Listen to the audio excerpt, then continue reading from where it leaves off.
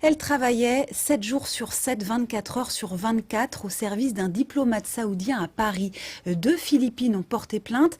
Pas de suite possible au pénal. Immunité diplomatique oblige. Elles ont donc demandé aujourd'hui réparation au prud'homme. William Vanqui avec Pierre Lassus. Pour leur avocate, elles sont des esclaves modernes. Jainab et sa cousine Daina, originaires des Philippines. C'est l'ambassade d'Arabie Saoudite qui les a fait venir en France en produisant un contrat de travail. Toutes les conditions du contrat sont précises, Elles sont normales d'ailleurs. Elles ont un salaire, elles ont des congés payés, elles ont un billet de retour pour Manille si elles souhaitent rentrer, elles ont des temps de repos. Enfin, c'est un contrat de travail très très bien rédigé, mais qui n'a jamais été exécuté car il n'a jamais été prévu qu'elles travaillent au service de l'ambassade. Les 2 jeunes femmes ont en fait été mises à disposition d'un diplomate dans cet immeuble du 15e arrondissement.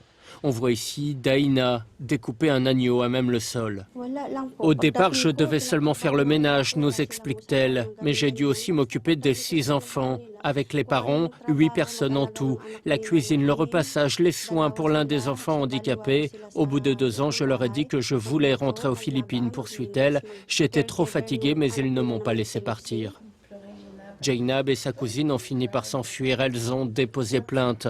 Devant les prud'hommes, il sera question de leur salaire payé en liquide, 300 € par mois d'après elles, 5 fois plus selon leur employeur. Divergence aussi sur les conditions de travail. Elles viennent dire effectivement qu'elles ont été maltraitées.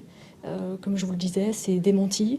Moi, j'ai dans mon dossier de nombreuses attestations de commerçants, de proches de la famille qui viennent dire qu'elles étaient bien traitées, que les relations étaient bonnes. Donc voilà, il y a une incompréhension totale par rapport à la saisine du Conseil de prud'homme dans ce dossier. Des employeurs surpris, mais pas vraiment pressés de s'expliquer. Malgré une nouvelle demande de report d'audience, le Conseil des prud'hommes a examiné l'affaire. Décision le 30